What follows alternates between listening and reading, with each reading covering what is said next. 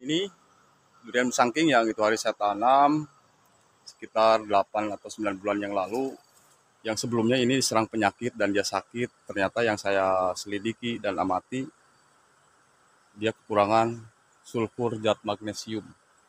Makanya itu langsung saya mengambil tindakan, akhirnya dia mengeluarkan daun baru dan saya belum melakukan juga pestisida, fungisida maupun insektisida terhadap tanaman durian musangking sini. Dan ini adalah triple planting pola terasering ya terhadap tanah di sini ya. Dan saya mau melanjutkan menanam musangking lagi di pola tanam triple planting yang di lahan saya eh, lereng dan saya melakukan konservasi terhadap lahan dan secara terasering. Oke, simak terus videonya dan jangan lupa tolong bantu like, comment, share, dan subscribe-nya agar saya lebih bersemangat lagi untuk melanjutkan video-video saya di channel saya berikutnya. Terima kasih. Assalamualaikum warahmatullahi wabarakatuh. Jumpa lagi di video saya, Rulian Putra ya sahabat. Di sini saya melakukan pola tanam durian yang barusan saya tanam di tanggal 26 Oktober 2021 di lahan yang miring. Dan saya melakukan pola tanam teras sharing agar mempermudah melakukan pola tanam durian saya di sini sahabat. Saya melakukan secara konservasi melalui lahan terasering sahabat. Tujuannya konservasi itu adalah melestarikan dan melindungi kalau diibaratkan ke hewan. Contoh daripada konservasi itu adalah ibarat kutub beruang ya, beruang kutub itu hidupnya di daerah kutub, tapi kenapa kok bisa hidup di Indonesia? Itu dari yang dimaksud dengan konservasi.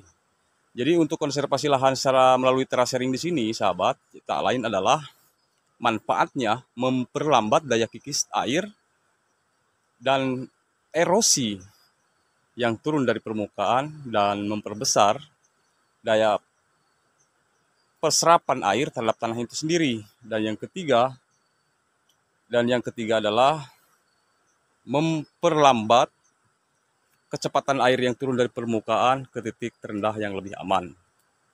Ya, itu maksud daripada konservasi melalui tanah terasering atau lahan terasering.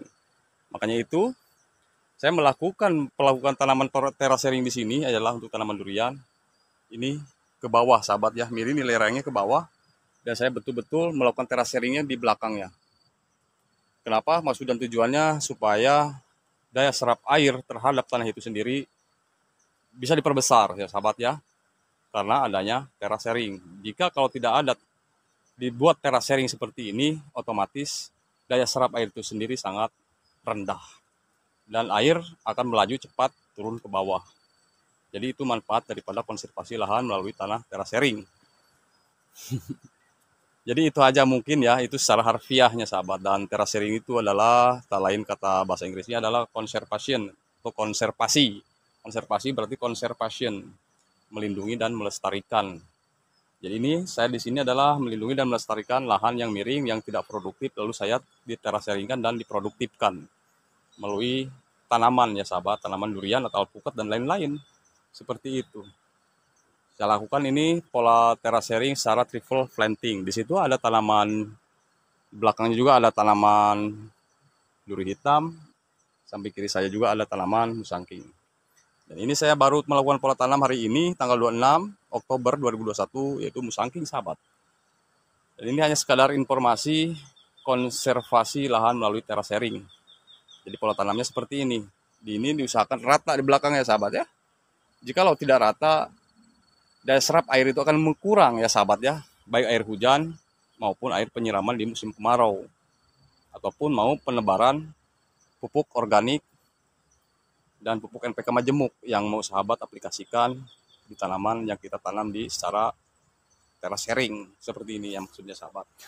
Mungkin seperti itu kira-kiranya sahabat ya. Jadi saya di sini tidak ada maksud untuk menggurui siapapun, ini hanya menginformasikan dan tukar pengalaman sesuai dengan pengalaman saya tanam yang saya bercocok tanam di kebun-kebun yang datar maupun kebun-kebun yang miring seperti ini, dan saya lakukan terasering. Dan kalau semakin melebar ininya, ujung kanopinya, dahannya maksudnya semakin dewasa, dan melakukan teraseringnya pun juga harus lebar juga ya sahabat, sesuai pertumbuhan dia.